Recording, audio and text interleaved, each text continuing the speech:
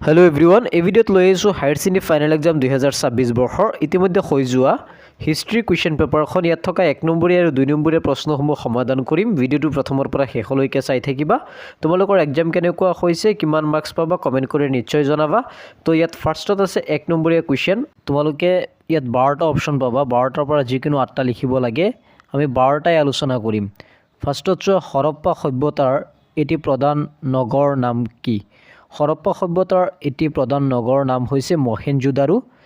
B নম্বৰটো হৈছে খ্ৰীষ্টপূৰ্ব 6ষ্ঠ আৰু 4ৰ্থ শতিকাৰ ভিতৰত ভাৰতৰ সকলোতকৈ শক্তিশালী মহাজনপদখনৰ নাম কি?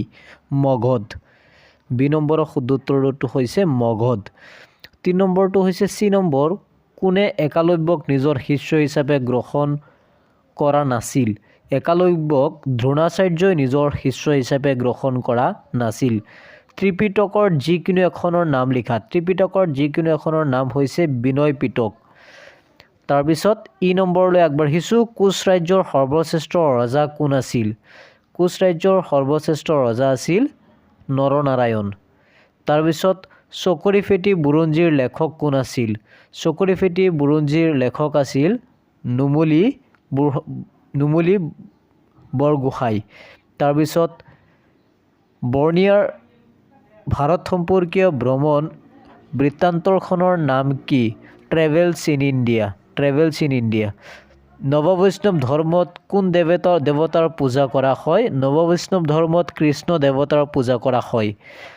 নেক্সট, বিজয়নগৰ সাম্ৰাজ্যৰ আটাইতকৈ শ্ৰেষ্ঠ ৰজাজন কোন আছিল? বিজয়নগৰ সাম্ৰাজ্যৰ আটাইতকৈ শ্ৰেষ্ঠ ৰজাজন আছিল কৃষ্ণদেৱ ৰয়।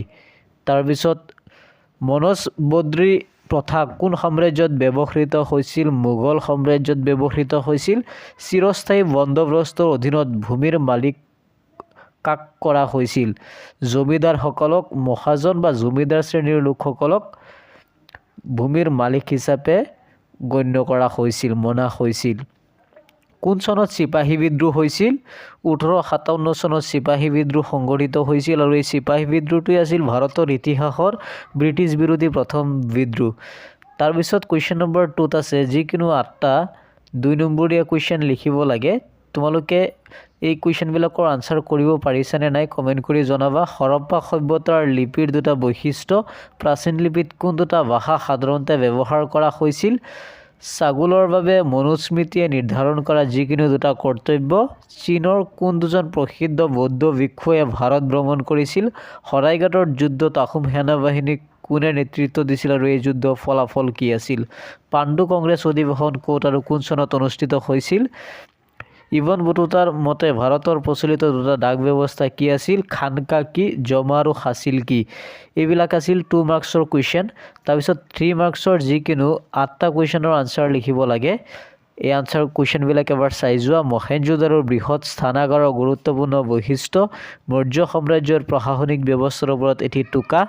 তাৰপিছত গোত্ৰৰ ধাৰণা আৰু প্ৰাচীন সমাজত ইয়াৰ গুৰুত্বৰ বিষয়ে বিৱৰণ। গান্ধাৰ শিল্পশৈলীৰ সম্পৰ্কে এটা সংক্ষিপ্ত টোকা। প্ৰাচীন অসমৰ সামাজিক অৱস্থাৰ বিষয়ে চমুকৈ লিখিব লাগে। ইবন বটুতাৰ ভাৰতত দেখা দিয়া দাহ প্ৰথাৰ বিষয়ে কি উল্লেখ কৰি গৈছিল? ভক্তি পৰম্পৰাৰ মূল বৈশিষ্ট্যসমূহ উল্লেখ কৰিব লাগে। বিজয়নগৰৰ সাম্ৰাজ্যত অমৰ নায়কৰ ভূমিকা আলোচনা কৰিব লাগে। মোগল যুগত কৃষি প্ৰদানৰ মাজত মহিলাসকলৰ ভূমিকা এনেকৈ। 1857 চনৰ বিদ্ৰোহ দমনৰ বাবে ব্ৰিটিছসকলে কি ব্যৱস্থা লৈছিল? ভাৰতীয় নেতাসকলে ক্ৰিপছ মিছন কিয় গ্ৰহণ কৰা নাছিল? 1942 চনৰ জাতীয় আন্দোলনক কিয় গণ আন্দোলন বুলি কোৱা হয়? এইবিলাক কুৱেশ্যন, কমন কুৱেশ্যন। তাৰপিছত কুৱেশ্যন নম্বৰ 4ত আছে তলত যিকোনো কুৱেশ্যনবিলাকৰ উত্তৰ কৰিব লাগে। তো তলত দিয়া উদ্ধৃতিসমূহ মনোযোগেৰে পঢ়ি প্ৰশ্নবিলাকৰ উত্তৰ লিখিব লাগে। ইয়াত আমি এইখিনি পঢ়ি ইয়াৰ এগেইনষ্টত কিছুমান কুৱেশ্যন আছে, এই কুৱেশ্যনবিলাকৰ উত্তৰ কৰিব লাগে। তোমালোকে এবাৰ গোটেইখিনি ভালকৈ নিশ্চয় পঢ়ি চাগে উত্তৰ কৰিছা। এইবিলাকেই আছিল কুৱেশ্যনবিলাক। তাৰপিছত লাষ্টত আছে 5 নম্বৰত ভাৰতবৰ্ষৰ এখন মানচিত্ৰ অংকন কৰি নিম্নলিখিত ঠাইসমূহ চিনাক্ত কৰিব লাগে। এখন প্ৰধান বৌদ্ধ স্থান, জালিৱানৱালাবাগৰ হত্যাকাণ্ডৰ স্থান, যোনটো পাঞ্জাৱৰ অমৃতসৰত হৈছিল। ভাৰতৰ জাতীয় আন্দোলনৰ মুখ্য কেন্দ্ৰ বংগপ্ৰদেশৰ পৰাই ভাৰতবৰ্ষৰ জাতীয় আন্দোলন হৈছিল। বা ভাৰতৰ এখন মানচিত্ৰ অংকন কৰি হৰপ্পা সভ্যতাৰ 3টা স্থান চিহ্নিত কৰিব লাগে।